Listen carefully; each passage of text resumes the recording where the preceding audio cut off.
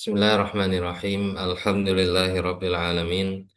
Wassalatu wassalamu ala asyrafil anbiya'i wal mursalin nabiyina Muhammad wa ala alihi wa sahbihi ajmain.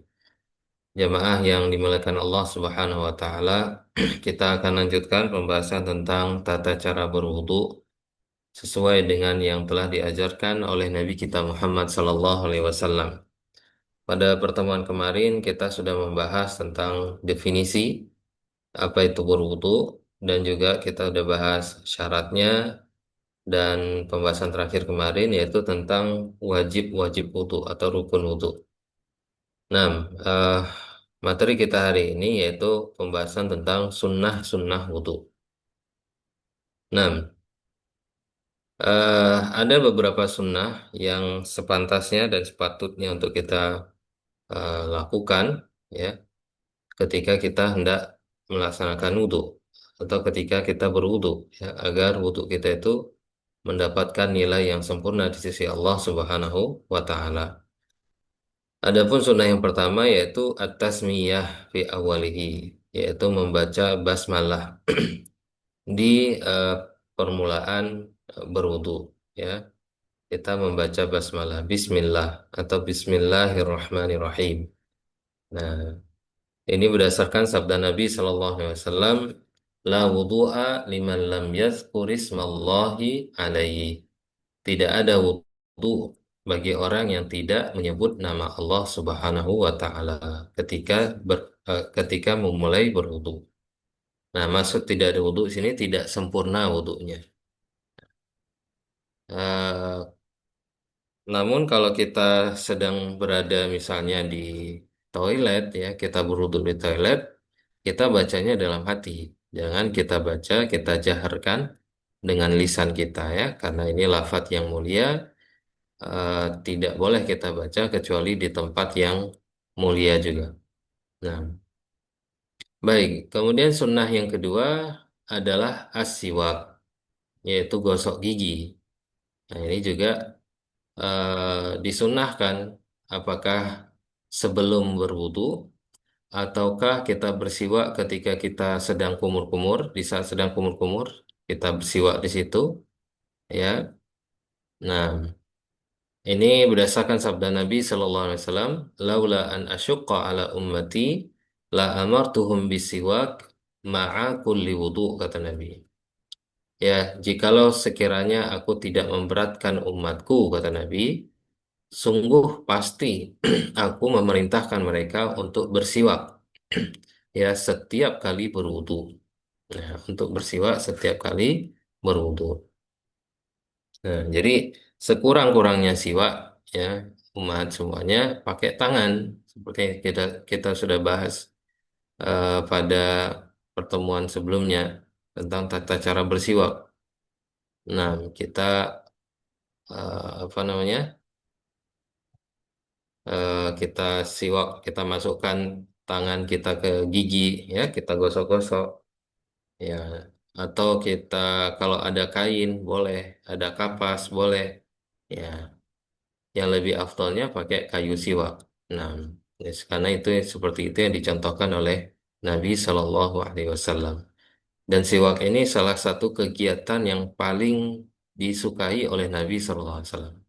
Ya, Nabi ketika hendak sholat siwak, berwudu siwak, mau masuk rumah siwak, ya, bertemu istri siwak, ya, siwak terus. Nah, seperti itu. Baik, kemudian sunnah yang ketiga adalah ghaslul kaffaini salasan fi awalil wudu, yaitu mencuci tangan ya sampai pergelangan tangan 3 kali di permulaan wudu.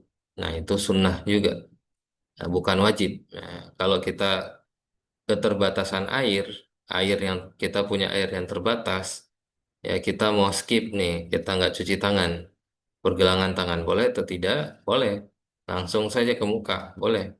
Nah, tapi kalau kita punya air yang lebih, air yang cukup, ya tentu cuci tangan ini ya sangat-sangat tidak baik kalau kita lewatkan.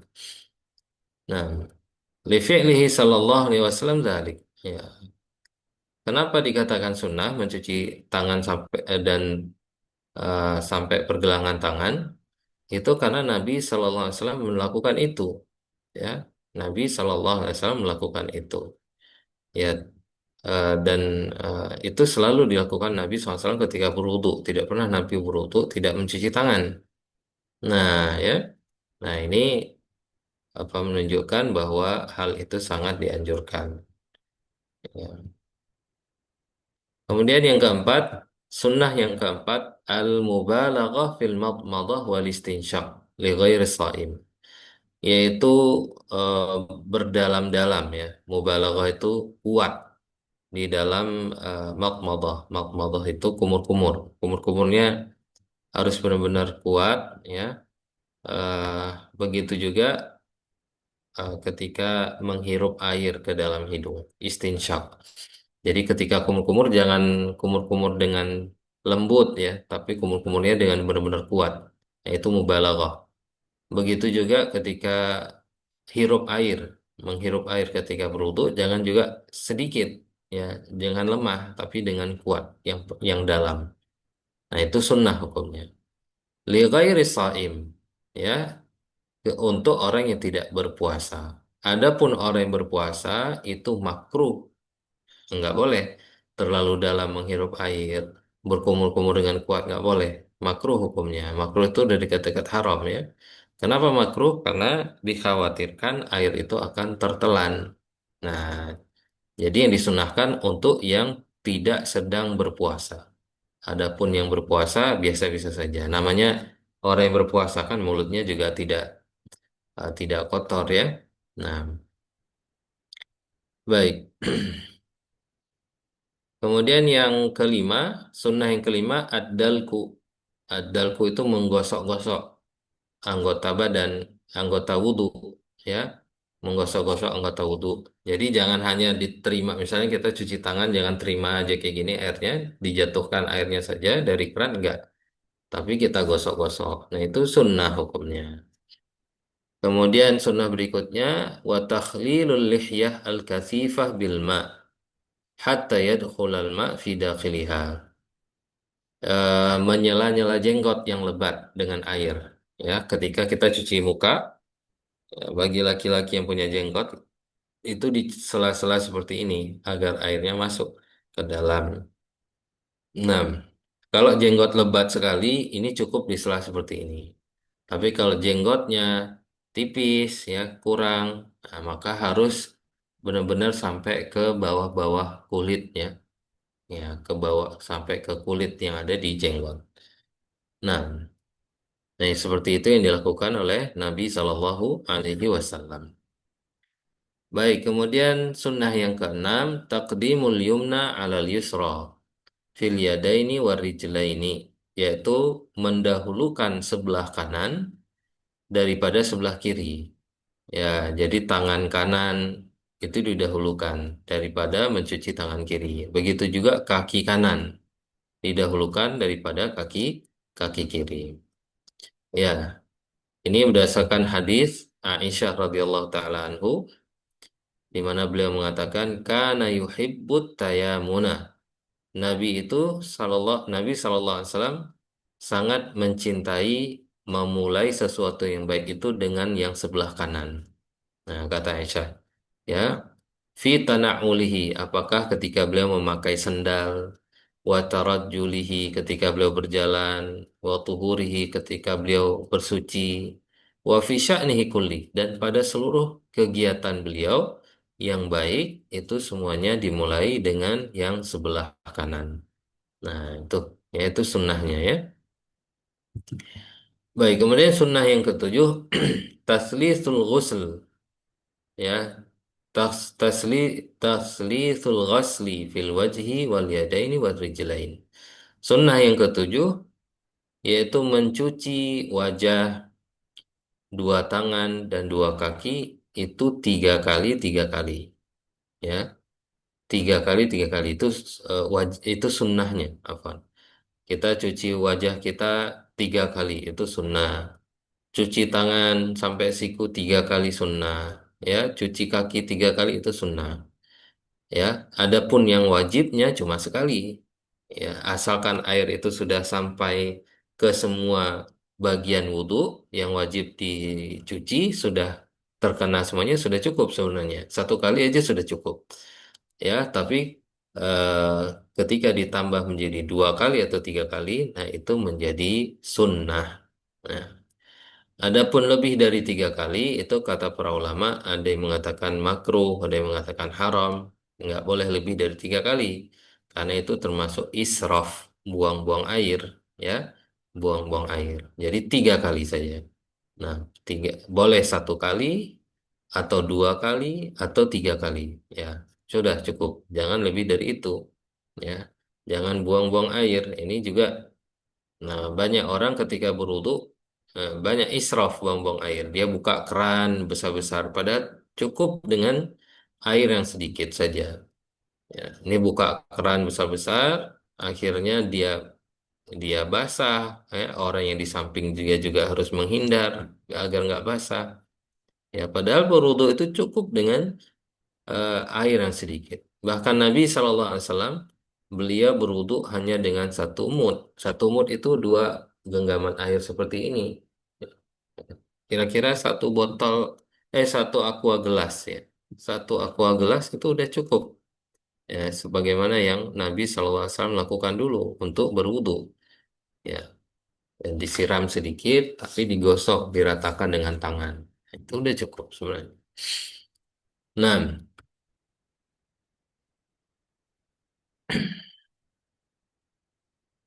baik.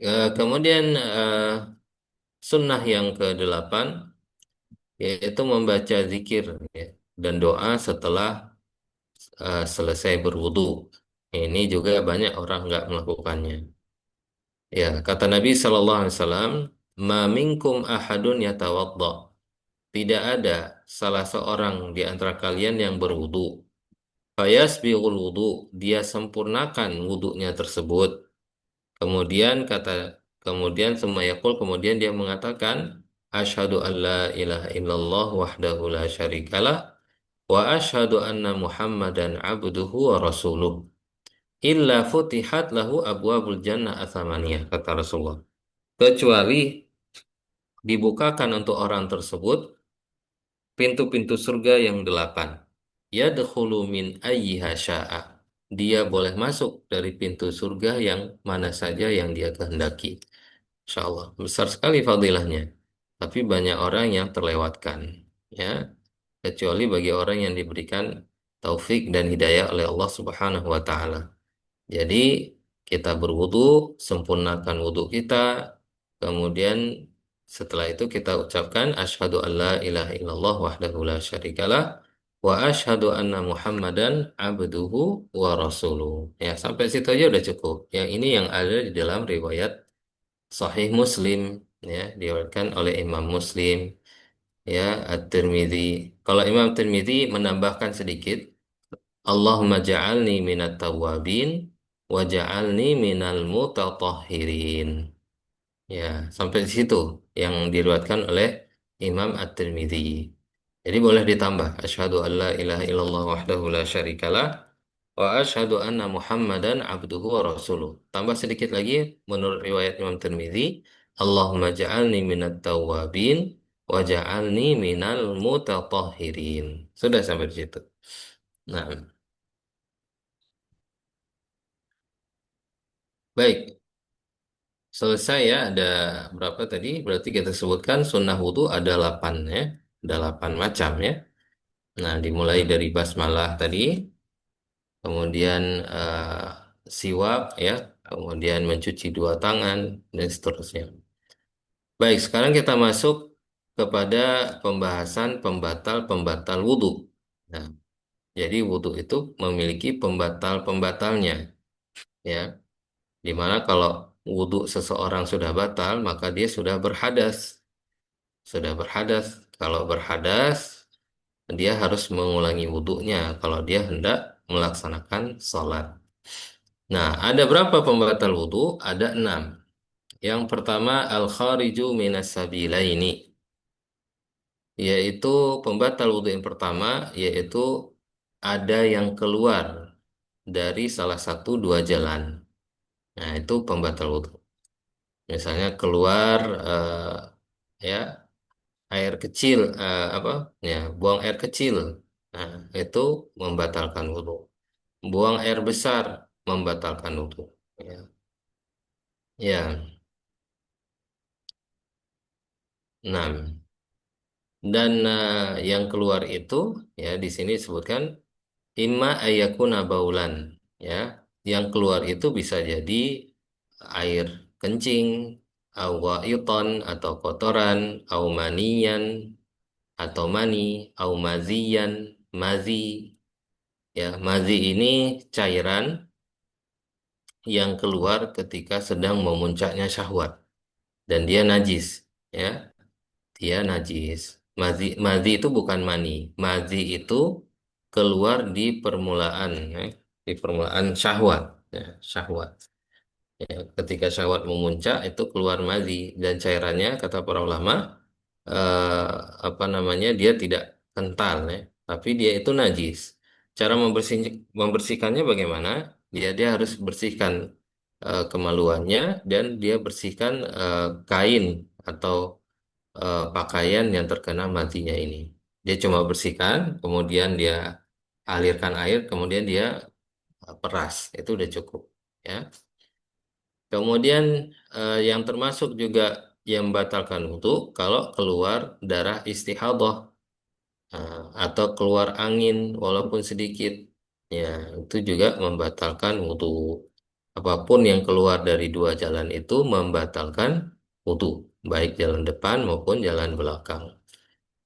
Ya, ini berdasarkan firman Allah, auja ahadum minkum minal ghaib.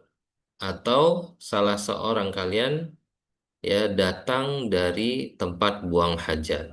Nah, di dalam surat An-Nisa ayat 43. Ya kan, umumnya orang pulang dari tempat buang hajat itu ya untuk apa buang air besar, buang air kecil ya. Nah, jadi itu membatalkan wudhunya ya dan dia berhadas. Nah, kemudian berdasarkan sabda Nabi SAW juga, La yakbalullahu salata ahadikum. Allah tidak menerima salat salah seorang kalian, Ida ahdasa hatta yatawadda. Jika dia berhadas, sampai dia berwudu. Ya.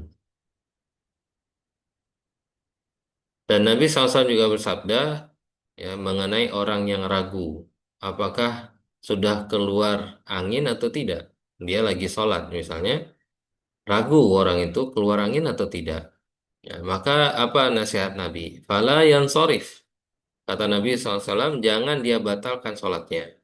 Hatta yasma'a sautan au yajidarihan. Sampai dia dengar sendiri bunyi, ya, bunyi angin yang keluar, bunyi kentutnya, atau dia mendapati baunya, ya, mencium baunya. Ya. Nah, kalau dua hal itu sudah, atau salah satunya saja sudah dia dapatkan, ya ya udah yakin ya, jangan tetap eh, sholat, nggak boleh.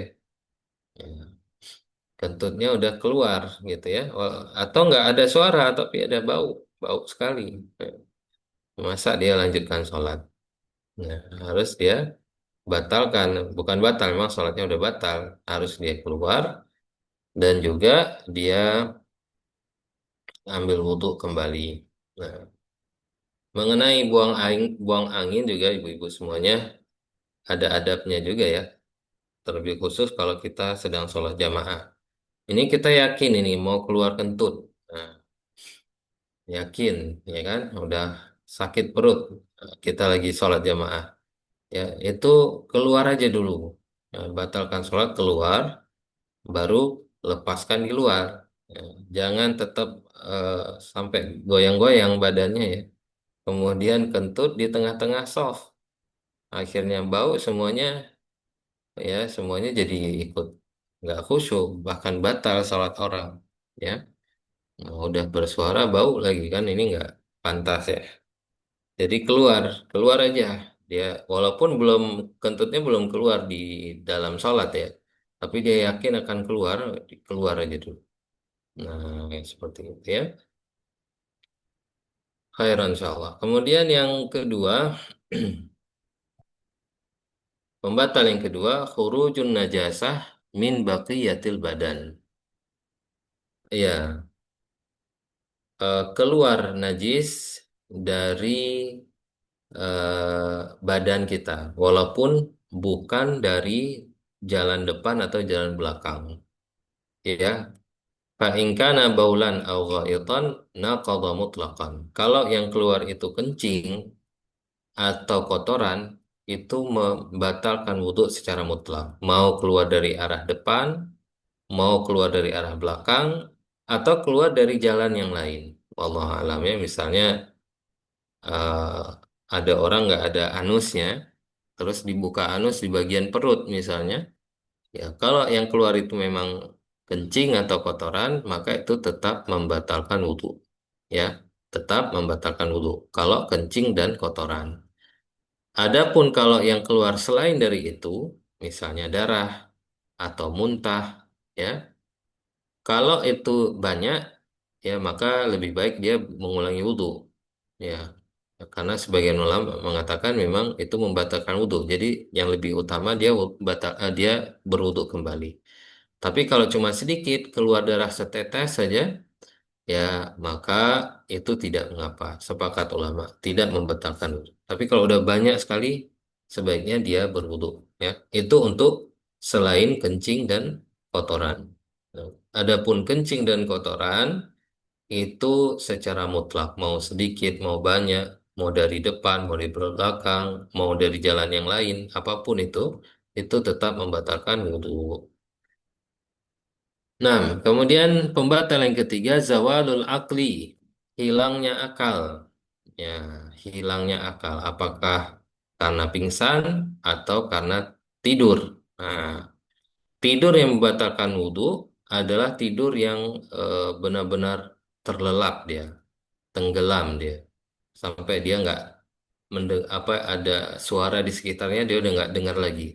Ini membatalkan wudhu. Mau dia sambil duduk, mau dia sambil tiduran, membatalkan wudhu. Nah, sedangkan kalau tidur-tiduran, dia tidur tapi masih dengar suara-suara orang, nah ini tidak mengapa. Ya. Nah, eh, Nabi SAW bersabda, Al-ainu wika usah, faman nama falyatawadda. Ya, Nabi SAW bersabda, mata itu adalah ikatannya, afwan ya, ikatan anus, kata Nabi.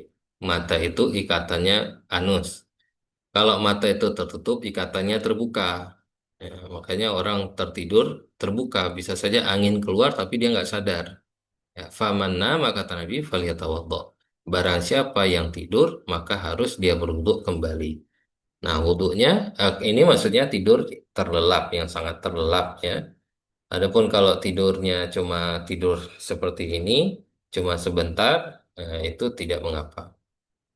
Dalilnya adalah para sahabat Nabi SAW, ya, ketika mereka menunggu sholat Isya bersama Nabi, ada yang sampai tertidur.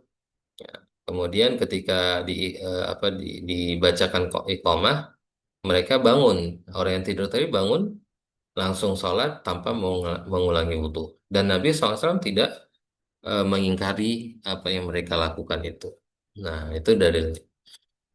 Baik, wa ammal junun wal ilma, adapun hilang akal karena gila atau pingsan atau mabuk, ya ini ya membatalkan wudhu secara ijma. Ijma sepakat semua para ulama, ya sepakat semua para ulama. Nah, baik. Kemudian pembatal wudhu yang keempat, masu farojil adami bila hail, yaitu menyentuh kemaluan anak Adam tanpa adanya penghalang, menyentuh langsung tanpa ada penghalang seperti kain ya, enggak. Nah ini menyentuh langsung membatalkan wudhu. Ini berdasarkan hadis Nabi SAW, man massa dzakarah falyatawadda. Barang siapa yang menyentuh kemaluannya, maka hendaknya dia berwudhu. Nah, menyentuh apakah kemaluan dia sendiri atau kemaluan orang lain, batal wudhunya. Dia harus mengulangi wudhunya. Nah, Adapun kalau tidak sengaja, ya misalnya lagi handukan tidak sengaja, ya wallahu alam ya lebih utama dia berwudu kembali ya, kecuali sentuhnya cuma sedikit saja, ya tidak mengapa wallahu alam ya. Tapi lebih hati-hatinya wudu kembali. Nah, kemudian pembatal wudhu yang kelima yaitu aklu lahmil ibil, yaitu memakan daging onta. Makan daging onta itu membatalkan wudhu. Orang udah wudhu, ya, kemudian dia makan daging onta. Maka setelah makan daging onta, dia harus wudhu kembali untuk melaksanakan sholat. Ya, ini berdasarkan hadis Jabir bin Samurah anna rajulan sa'alan Nabi sallallahu alaihi wasallam, bahwasanya seorang laki-laki pernah bertanya kepada Nabi SAW, ana tawadda'u min nuhumil ghanam, ya Rasulullah, apakah kita berwudu setelah makan daging kambing? Qala, kata Rasulullah, in syi'ta tawadda wa in syi'ta la tatawadda. Kalau kamu suka, kalau kamu mau wudu, kata Nabi. Kalau tidak mau, ya, nggak usah wudu. Ya, ini kalau kita makan daging kambing, itu menandakan kalau makan daging kambing tidak membatalkan wudu. Ya, karena diberikan pilihan oleh Nabi. Kalau kamu mau berwudu, berwudu. Kalau tidak, ya sudah. Kemudian laki-laki itu bertanya lagi, ana tawadda'u min luhumil ibil? Apa kita berwudu dari daging onta ya Rasulullah? Nah, jawaban Rasulullah di sini beda. Kata Rasulullah, "Na'am, iya. Berwuduklah tawadda' min luhumil ibil." Ya, berwuduklah dari daging onta. Tidak diberikan pilihan di sini. Nah, ini menunjukkan bahwa eh, makan daging onta itu membatalkan wudhu, sehingga Nabi SAW perintahkan lagi orang yang telah memakannya untuk berwudhu kembali. Nah, Alhamdulillah di kita di sini nggak banyak ya, nggak ada, jarang ada daging onta ya. Nah, tapi kalau bagi ibu-ibu yang melakukan ibadah haji, ibadah umroh, nah ini harus tahu ilmunya, harus tahu ilmunya ya. Kalau tidak tahu ilmunya, habis makan daging onta, sholat. Nah, sholat nggak diterima. Bagaimana? Ya, habis makan daging onta, tawaf. Tawaf nggak diterima. Nah, baik, pembatal yang keenam yaitu ar-riddah, yaitu murtad dari Islam. Ya, jadi murtad, orang yang keluar dari Islam, bukan hanya wudhunya saja yang batal, seluruh amalannya dilakukan batal, gugur semuanya. Nah, walaupun dia udah pernah berkorban, udah pernah jihad, udah pernah haji, sedekah, wakaf, zakat, sholat malam, ya, ketika dia murtad semuanya hancur, lebur, hilang, berantakan semuanya, ya, tidak tersisa sedikit pun. Wallahu a'lam. Auzubillah min dzalik. Cuma ada khilaf di antara ulama kalau dia kembali masuk Islam. Ya, bagaimana? Apakah amalan dia terdahulu selamat? Apakah dikembalikan lagi? Nah, itu khilaf ulama. Ada yang bilang enggak. Kalau dia kembali masuk Islam seperti nol lagi dia. Ada juga ulama bilang apa namanya? Kalau dia kembali amalan yang terdahulu ya dikembalikan lagi. Wallahu a'lam. Tapi ya riddah itu keluar dari agama Islam itu adalah salah satu dosa paling besar. Yang mana hukumannya di dalam syariat Islam adalah dibunuh. Tapi yang bunuh di sini bukan orang, bukan masyarakat biasa ya.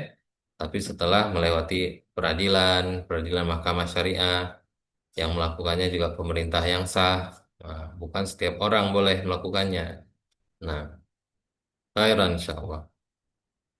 Baik, mungkin cukup sampai di sini pembahasan kita hari ini. Eh, Masih ada sedikit lagi, tapi kita ambil nanti di pertemuan berikutnya ya. Barakallahu fiik. Ustaz, Kita, Afan, ada ya, pertanyaan di chatroom. oh ya, oh ya,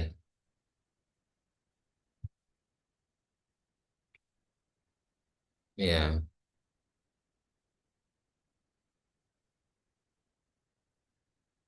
soalnya karena sering banget tertidur. Iya, lagi tilawah ketiduran gitu ya. Nah, itu ya kita sendiri yang bisa merasakan, kita sendiri bisa mengukur saya tidur tadi sampai terlelap atau tidak. Kalau tidur sampai benar-benar hilang, terlelap sekali, sampai sempat mimpi-mimpi, nah itu wudhu lagi. Tapi kalau cuma tidur kayak tidur ayam gitu ya, tidur gini sebentar, gitu, bangun lagi. Pokoknya sepersekian detik hilang sebentar gitu ya, terbangun lagi. Nah itu insya Allah nggak mengapa gitu ya. Nah, barakallah fiik. Nah, oh ya, untuk wanita haid karena sudah terbiasa jaga wudhu itu bagaimana? Ini khilaf juga para ulama karena ada beberapa tempat memang disyariatkan untuk berwudhu ya. Salah satunya ketika kita mau sholat, ketika kita mau tidur, apa? Ketika kita mau tidur, ya, itu ada syariatnya, disunahkan untuk berwudhu. Nah, terus bagaimana lagi wanita sedang haid? Apakah disunahkan juga? Ini khilaf juga para ulama. Ada yang mengatakan nggak ada gunanya wanita yang sedang haid untuk berwudu, ya. Eh, Sebagian ulama mengatakan boleh, boleh-boleh saja kalau dia mau berwudu. Nah, Allah baik, khairan insyaallah. Iya, kamu yang tertidur digerakkan imam kurang. Ya, kalau makmum tertidur, eh, kalau tertidur dalam sholat itu batal sholatnya. Ya, batal sholatnya. Nah, apalagi udah ketinggalan ya satu sujud ya, batal. Nah, Allah. Puasa kalau kita minum apakah batal? Minum, minum air nggak batal wudhu. Minum air tidak batal wudhu. Cuman kalau minum yang minuman yang apa yang punya rasa gitu, kayak kopi misalnya, itu setelah minum itu hendaknya dikumur-kumur lagi ya pakai air putih. Karena takutnya nanti ketika sholat rasa itu masih ada ya di lidah. Nah itu nggak baik gitu. Tapi kalau air putih ya nggak apa-apa. Boleh minum apa aja boleh. Yang halal tentunya ya. Yang kalau ada rasa dikumur-kumur lagi. Pokoknya yang batal wudhu cuma makan daging onta. Nah selain itu nggak mengapa. Khairan insyaallah. Ada lagi Mat? Cukup? Sudah? Sudah ya? Barakallahu fiik. Kita tutup dengan doa kafaratul majelis. Subhanakallahumma bihamdika asyhadu an la ilaha illa anta astaghfiruka wa atubu ilaika. Assalamualaikum warahmatullahi wabarakatuh. Waalaikumsalam Waalaikumsalam warahmatullahi warahmatullahi wabarakatuh. wabarakatuh. Jazakallah.